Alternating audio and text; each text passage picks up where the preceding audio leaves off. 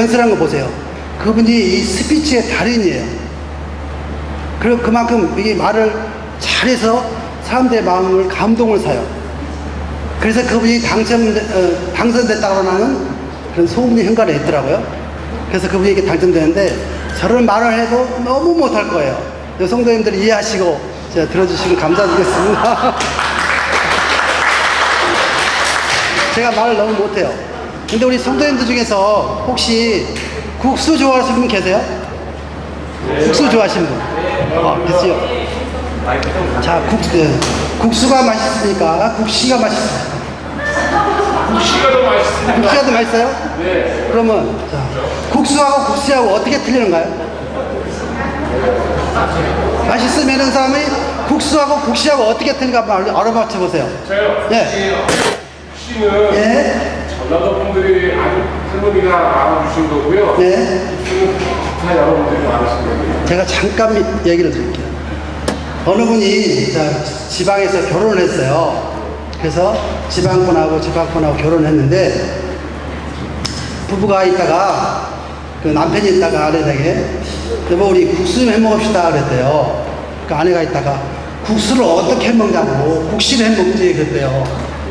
그러니까 남편이 있다가 어떻게 국시를 해먹냐고 국수를 해먹자고 근데 둘이 언쟁을 붙은 거예요.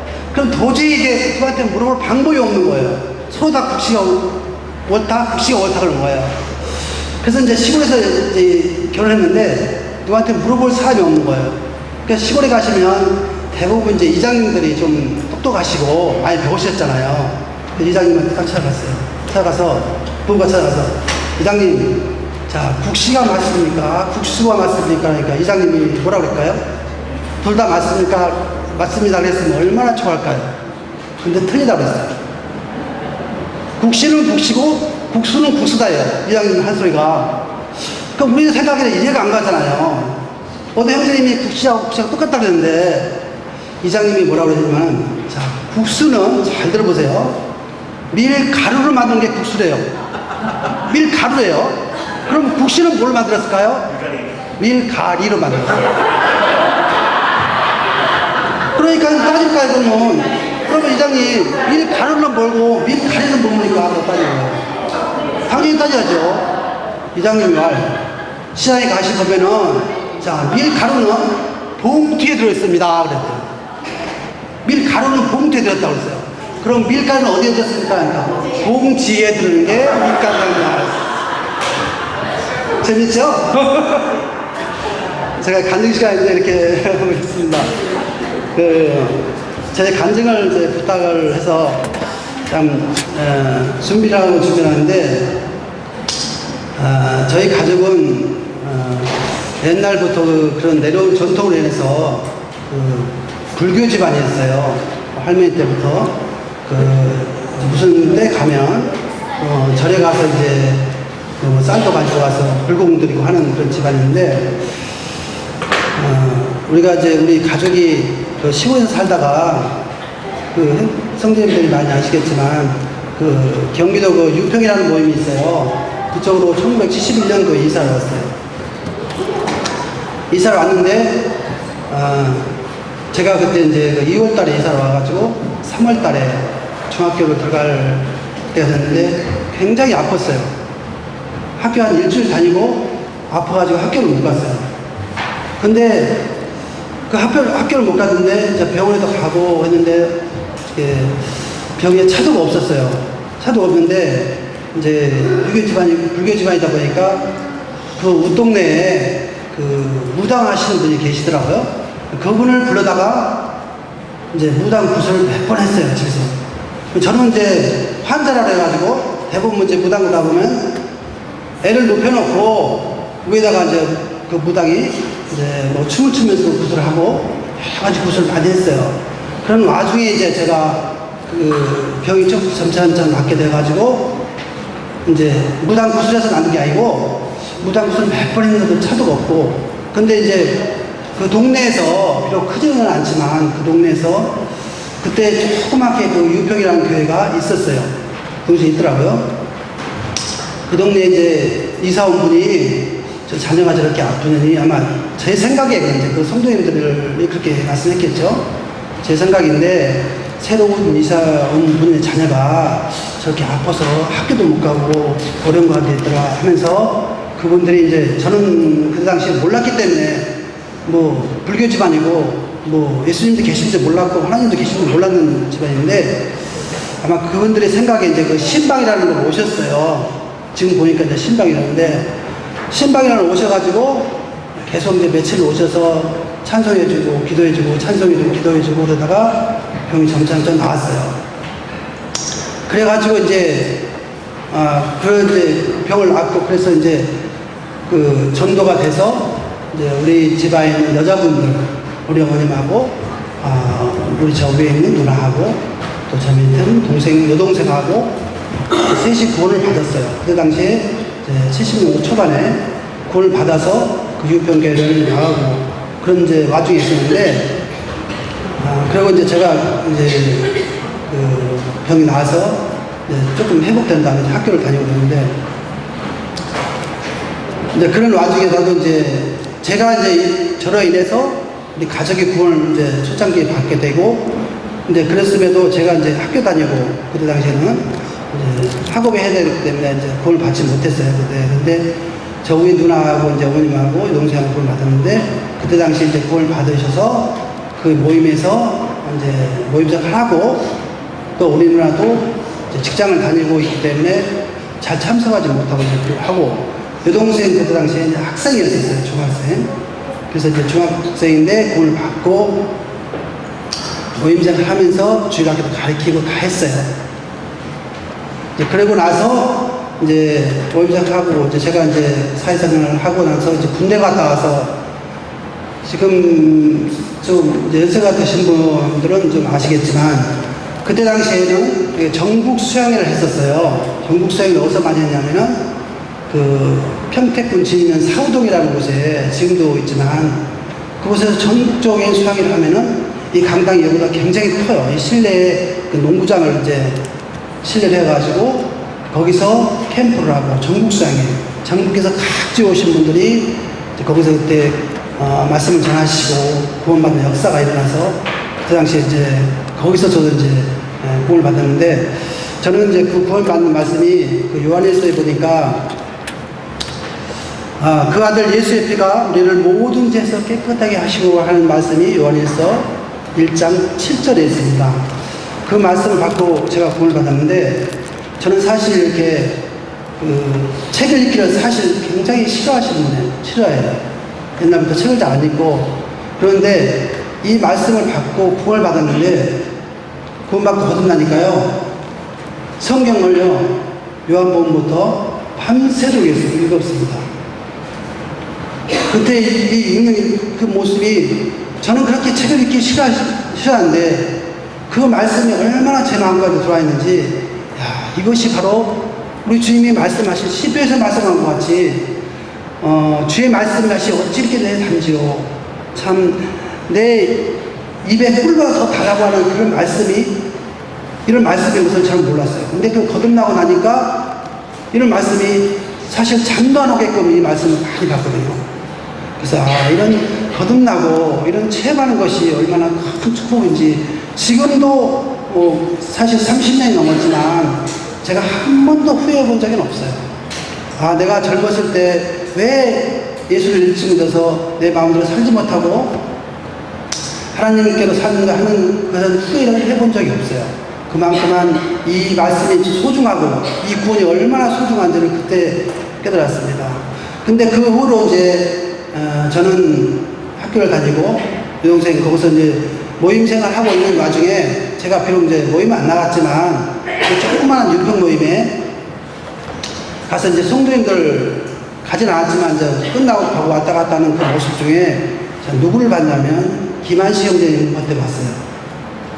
저는 이제 모임 안 나갔지만 그 형제님하고 그 형제님 동생하고 여동생하고 이제 그 여동생하고 같이 모임 생활하고 주일학교 하고 그런 모습을 다 봤는데 이제 겉으로는 봤죠. 사실 저는 이제 구원받지 못하고 학생되기 때문에 그런 모습을 보고 그때 이제 김한시 형제님을 알게 됐고 그 후로 이제 제가 이제 좀 전에 말씀드린 것 같이 제대를 군대 갔다 와서 제대하고 이제 말씀을 보고 거듭 나와서 이제 모임장을 하고 있는 와중에 이제 특별히 그 이제 결혼 문제에 대해서 제가 이제 많이 제 결혼 문제가 아니고 첫 번째는 제 위에 있는 그 누나 결혼식이에요. 저보다 이제 2살이 많은데 젊은 형제들은 아마 아실 거예요. 그 아들이 연평안이에요. 그 CCM도 됐고 또 많이 아시면 그 인터넷 처음에는 나오고 그 찬양에 굉장한 그 은사가 있어서 작사 작곡을 집에서 많이 하고 찬양도 부르는 그 아들이거든요. 그래서 이제 그 누나의 결혼 문제가 이제 첫 번째 문제인데 그 누나는 이제 많은 이제 그 결혼 문제를 이제 중매를 들어오고 또 많은데 이제 뭐 여러 중매가 많이 들어왔지만 구원받는 확신 가운데서 결혼해야 했다는 그 신념이 제가 보니까 대단한 것 같아요. 왜 그러냐면 많은 그 세상적으로 볼 때 뭐 재벌이 있고 확실히 뭐 돈도 많고 하는 그런 분들에게 많은 중매를 받았지만 그런 중매 자리에 쉽게 지금 얘기하면 선을 보러 가죠. 그러면 그분에게 복음을 전했어요. 사실 그게 힘들거든요. 중매 자리에 두 분이 만나서 데이트하는 자리에 복음 전하기 얼마나 쉽지 않잖아요. 근데 우리는 이렇게 복음 전하더라고요. 근데 복음 전하고 몇 번 복음 전하고 이제 주님 안에서 결혼하는 것이 합당치 않다 하는 그런 신념이 있기 때문에 주님에서 결혼을 하지 않고 지금 같이 사는 연창 형제님하고 이제 결혼을 하게 됐는데 제가 이런 말씀을 해야 되는지 안 해야 참 그런데 그 연창 형제님이 이제 그 강원도 분이에요.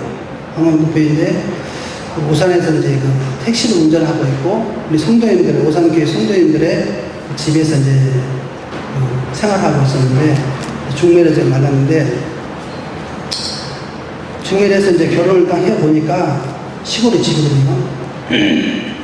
그 시아버님이 이제 아프셔서 집에 계시고 시어머니가 계시고 또 그 시어머니 낳은 그 자녀분들이 3분 있어요. 그 영양제님하고 영양제님 우회하고 영양제님 여동생하고.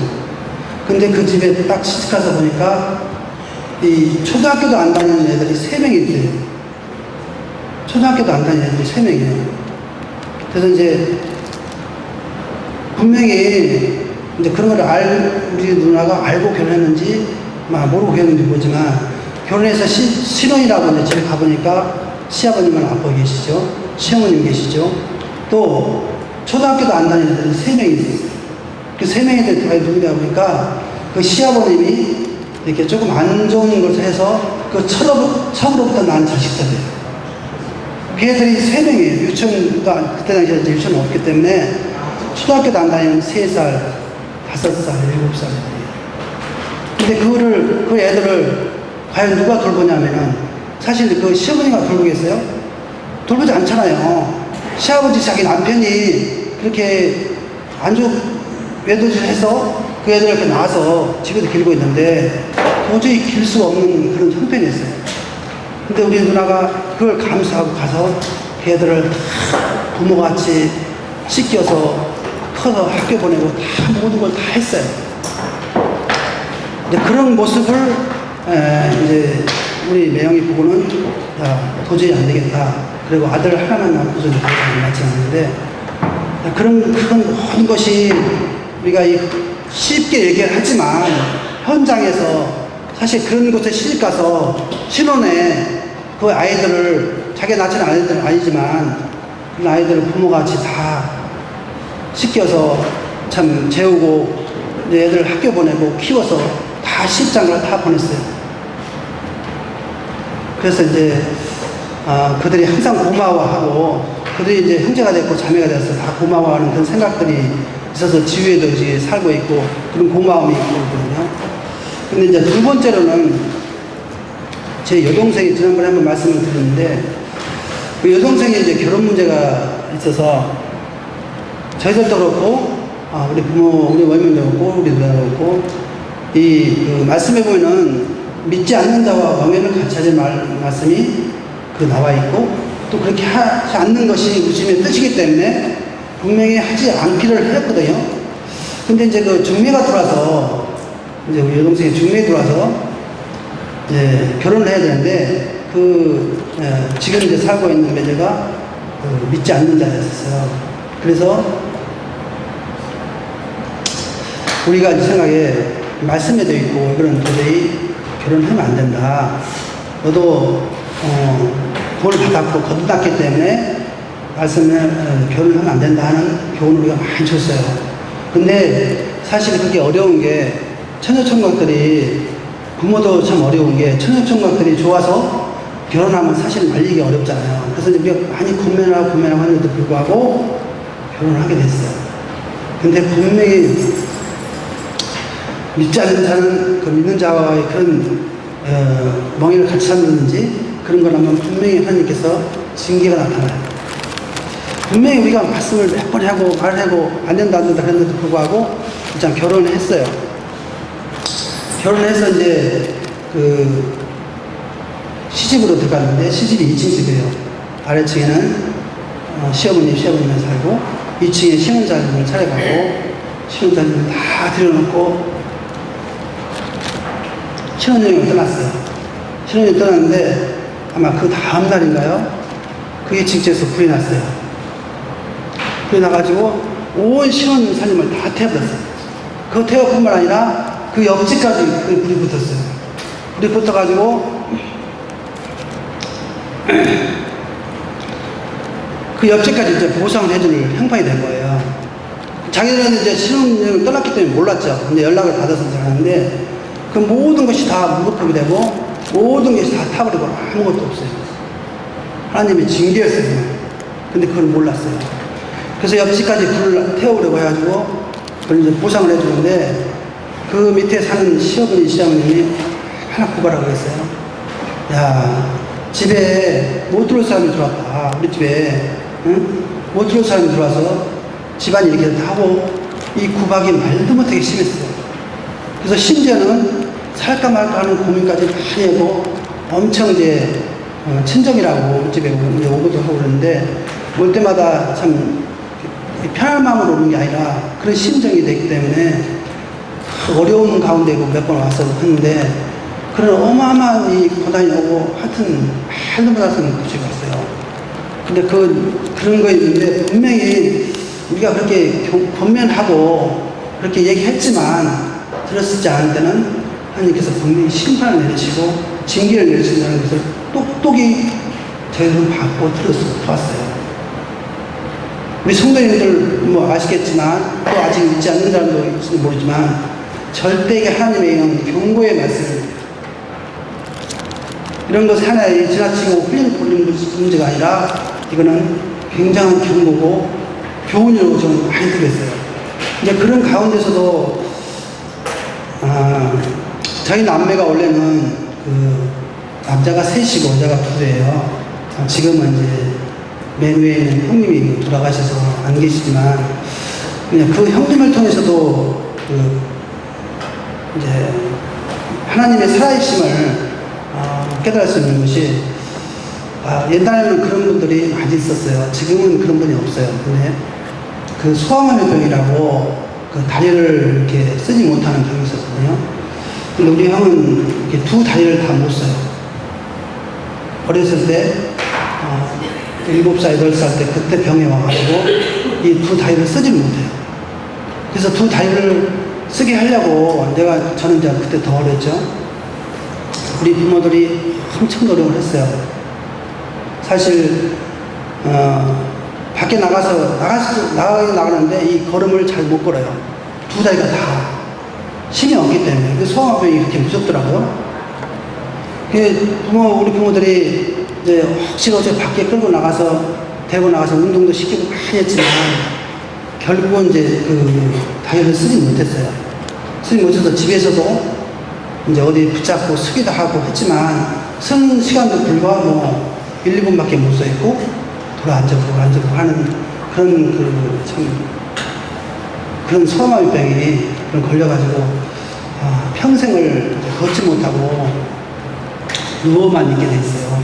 누워만 있는데 남자다 보니까 이제 제가 옆에 어렸을 때부터 같이 잠도 자고 있는데 그래서 이제 그런 와중에 제가 조금 전에 말씀드린 것 같이 시골에서 6평으로 이사 왔는데 누워있기 때문에 그 성도님들이 와서 복음도 전하고 이제 그래서 이제 구원은 받았어요. 구원 받았는데 어떻게 구원 받았냐면은 이제 구원이야 사실 우리가 마음적으로 문을 열고 구원 받을 수 있지만 그 침례는 받을 수가 없잖아요. 몸이 그렇기 때문에. 그래서 침례는 못 받았어요. 근데 구원에 확신이 있었어요. 그 확신이 있었는데 누가 이제 말씀을 전해주고 또 이렇게 복음 전하고 그런 걸 들을 수 있지만 또 그 엠마오 성경학교 교재를 통해서 우리가 이제 그 교재를 신청해서 그 학교에서 교재가 오면은 그걸 보고 이제 그 공부 다 하고 이렇게 말씀도 잘하고 이렇게 해서 제가 보기에는 구원은 확신이 있는 것 같아요. 그래서 그건 이제 구원 받고 모임 생활은 못했지만 그렇게 구원받는 상태인데 참 이상해도 돌아가실 때 보니까 이거는 우연이 아니다 생각이 드는 게 30년을 딱 살고 자기 생일 때 딱 돌아가시더라고요. 어떻게 그렇게 돌아가실 수 있는가 저는 그게 의아했거든요. 근데 분명히 그 말씀들이나 이런 거 보면은 하나님이 함께 하시면 그 날과 그런 시간이 다 있다고 말씀하셨죠. 우리 여동생의 결혼도 그렇고 우리 형의 그 죽음도 그렇고 그러니까 자기 30년 딱 살고 자기 생일 때 딱 돌아가시더라고요. 그런 걸 보고 이런 그 가족이라든지 이런 그런 것을 통해서도 하나님이 살아계심을 깨닫게 됐고 참 이런 모습을 볼 때 너무나 하나님이 살아계심을 저는 느낄 수가 있었고 이런 것을 우리가 흘려보낼 것이 아니라 말씀에 나오는 것 같이 이 말씀이 너무나 귀중하고 소중한 말씀이라는 것을 다시 한번 깨닫게 됐습니다. 시간이 없기 때문에 제가 잠깐 한 군데 있는 말씀을 보고 마치겠습니다. 우리 10일에서 있는 말씀에서 한 군데 보겠습니다.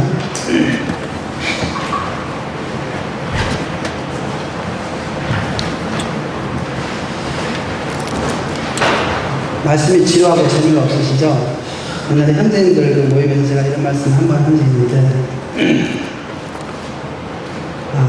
윤혁 형제가 앞에 있는데 윤혁 형제 혼자 살 때 집에 딱 잠을 자고 있는데 강도가 가면을 딱 쓰고 칼을 들고 와서 윤혁이 집에 와가지고 금붕을 훔치는 거예요. 윤혁 형제가 눈을 딱 떠보니까 강도가 들어온 거예요. 강도가 들어오는데 강도가 칼을 들어왔으니까 얘 불안하잖아요. 그렇다고 강도 할 수도 없고 강도 하면 죽을 거 같고 또 도둑이 하면 또 죽을 거 같고 그러니까 눈만 딱 떠보니까 강도가 막 훔치는 거예요. 유명시 형제가 가만히 있다가 생각을 한 거예요. 참 똑똑하죠? 오셨어요? 그랬대요. 유명시가 강도한테. 강도가 깜짝 놀라가면 그 칼 갖다 유명시 배를 딱 댄 거예요. 배를 딱 대더니 강도가 뭐라고 그랬냐면 내가 키즈를 하나 낼 테니까 아침에는 너를 살려줄 거고 마치지 못하면 너를 죽일 거다 그래요. 배에다 칼이 딱 들어와 있어요. 근데 이거 강도가 뭐라고 그랬냐면 옛날에 우리나라 삼국시대에 나라 새 이름을 대라! 그래서 너를 죽이겠다 그랬대요. 그 육경이가 가만히 있다가 생각이 납니까? 칼에 배에 들어왔는데 생각이 뭐라고 하냐면 강도가 배에 칼이 들어왔구나. 배째 시려고 배를 내밀었대요. 배째 시려고 그 배를 내밀었대요. 강도가 하니까 뭐라고?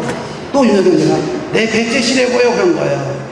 강도가 알아듣고 야 이런 똑똑한 애들이 갔대요. 근데 강도가 어떻게 알았냐면 우리나라 삼국시대 나라가 백제 신라 고구려잖아요. 빨리 해보세요. 백제 신라 고구려니까 그 빨리 하니까 배째 시려고 이렇게 나오고 그 빨리빨리 해보세요.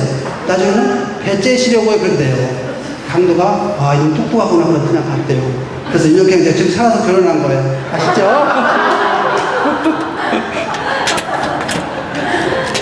그래서 11서 11장을 한 노래 보겠습니다. 11장 24절부터 26절까지 한번 제가 읽어보겠습니다. 11장 24절부터 26절입니다. 믿음으로 모세는 장성하여 바로의 공주의 아들을 이라 칭함을 거절하고 도리어 하나님의 백성과 함께 고난받기를 잠시 죄악의 낙을 누리는 것보다 더 좋아하고 그리스도를 위하여 받은 능력을 애굽의 모든 보화보다 더 큰 재물로 여겼으니 이는 상 주심을 바라봅니다. 참 여기에 대한 모세가 나오죠. 모세는 어떤 사람이냐면 노예예요, 노예. 여러분 아시죠? 노예가 어떤 사람이에요? 시키는 대로 하는 거죠. 제가 그 노예 장면을 노예 장면이라고 좀 그러는데 그 노예 행사라는 걸 제가 가끔 한번 봤어요. 우리 그 회사에서 이렇게 홀이 큰 넓은 홀에 그 미국 사람들이 한 20명이 이렇게 앉아있더라고요. 앉아있고 그 이제 노예 그 복장을 하고 온 분들이 한 5명 정도가 이쪽 코너에 앉아있어요. 좀 이제 요즘 앉았다가 노예 복장을 할 때는 그 여자들 한복 있죠. 하얀 그 한복이잖아요. 한복 하얀 걸 입었어요. 남자들이 다. 그래서 이제 그 노예들 1번, 2번, 3번, 4번 이렇게 5번 불러나와 해놓고 1번 불러요. 그러면 이 노예가 그 미국 사람이고 키가 크시고 또 남자예요. 이제 여자 한복을 이렇게 쫙 하얀 거 입고 한 바퀴를 이렇게 삐 돌아요. 그분들 앞에서. 그래서 저기 딱 쓰면은 그분들에게 이제 경매가 붙어요. 경매 아시죠? 경매 어느 분이 사회자에 있다가 1번 노예 하면서 뭐 경매부터 500달러, 500불, 그 다음에 600불 해가지고 이제 그분의 어느 분이 그분을 사요. 뭐 1000불이라든지 2000불이라든지 사면은 그분이 이제 2000불이나 1000불에 팔린 거예요. 예를 들자면 뭐 어느 분한테 팔렸다 그러면은 그분한테 가요. 그분 산 분한테 가서 물도 또 부채질 붙여주고 시키지도 않는 그분을 위해서 받들어주고 하는 거예요. 그게 노예예요. 쉽게 말하면. 주인이 생각지도 않는, 시키지도 않는 것이 바로 그 노예거든요. 그런 행사하는 걸 제가 봤어요. 이제 노예라는 게 바로 이제 우리가 흔히 이제 취급을 하면 사람 이하의 취급을 받는다는 게 노예잖아요. 여기서 나오는 이 모세도 처음에는 노예였어요. 이런 노예예요. 사람이 취급받지 못한 노예예요. 근데 보니까 뭐라 했냐면 장성하여 바로의 공주의 아들을 칭함을 거절했다.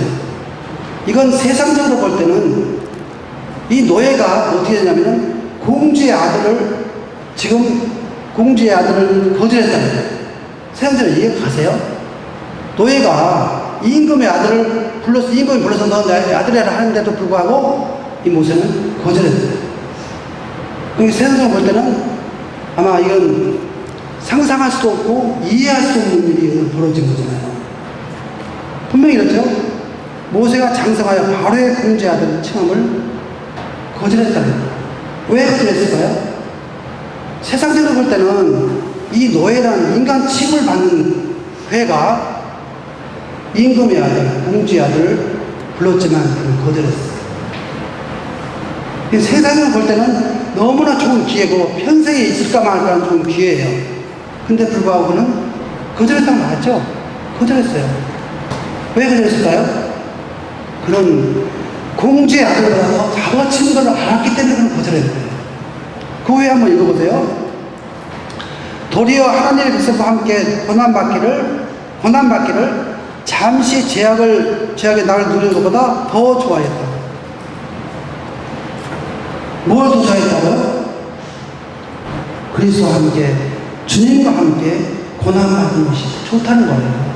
공주의 아들보다 더 좋다는 거예요. 왜요? 그 후에 보니까 27절에 26절구나 상 주심을 바랍니다. 쉽게 예를 들자면 자 아이들한테 지금 우리나라의 그 지폐가 보면 1,000원, 5,000원, 만원, 5만원까지 쫙 있죠. 그 아이들한테 자, 너 어떤 돈을 가질래? 그러면은 돈을 아는 아이는 제일 큰 5만원짜리 가질 거예요. 왜 가져요? 그만큼만 그 전통보다 값어치가 있잖아요. 5만원이라는 돈이 1,000원, 5,000원, 만원보다 값어치가 있기 때문에 그들은 5만원짜리를 치워가요. 왜요? 값어치가 있기 때문에. 여기서도 마찬가지로 모세는요, 어떤 값어치가 있었을까요? 지금 제가 조금 전에 말씀드린 애들과 같은 그런 돈의 값어치보다 더 큰 값어치를 그를 알았기 때문에 세상적으로 쓰는 그 좋은 기회를 거절해요. 우리가 볼 때는 참 안 됐다. 그런 좋은 기회를 놓치냐, 평생에 있을까 말던 기회를 놓치냐 하고 표를 쳤을지도 모르지만, 이 모세의 믿음은 그런 게 아니었잖아요. 그보다 더 좋은 값어치가 있기 때문에 우리 주님이 상 주심을 바라보고 상을 주시겠다는 그 상을 바라봤기 때문에 모든 것을 다 버리고 거절했던 거예요.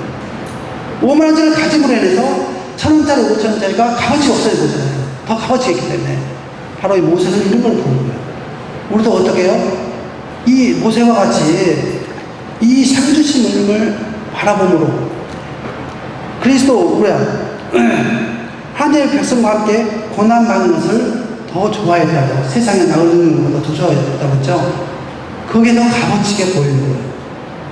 우리가 잠시 이 땅에 살지만 이거는 잠시 지나가는 것 뿐이에요. 값어치가 불과 얼마 되지 않는 거지만, 우리의 말씀대로 보면은 우리 영혼은 영원히 산다고 그랬잖아요. 이 영혼의 값어치에 비하면은 우리 인생에 100년 아무 가치가 별로 없는 거예요. 쉽게 예를 들자면 우리의 100년이 1,000원짜리라 생각해 한번 해보세요. 그러나 이 5만원짜리 값어치는 1,000원짜리 몇 수십 배잖아요. 그 값어치가 있기 때문에 아이들이 5만원짜리를 가져가는 거예요. 그건 똑같은 거잖아요. 우리의 인생, 우리의 삶이 어디에 값어치를 두고 사느냐에 따라서 이 모세와 같이 그 좋은 기회, 참 공주의 아들이라는 그 좋은 기회를 그런 거절하고 주님과 함께 살 것을 소망했죠. 이런 값어치 있게 사는 삶, 그런 값어치 있게 우리가 주님 앞에 드리고 사는 삶이 얼마나 큰 축복인가 하는 것을 제 말씀 중에 깨달았고, 참 이런 것이 잠시 우리가 세상을 여기 나온 것 같이 세상에 살고 세상을 즐기고 세상의 모든 것을 다 갖는 그런 것보다 더 값어치 있는 삶으로 사는 것이 우리 성도들의 마땅한 삶이 아닌가 하는 말씀을 통해서 이렇게 본을 갖게 됐습니다. 이상으로 제 간증을 마치겠습니다.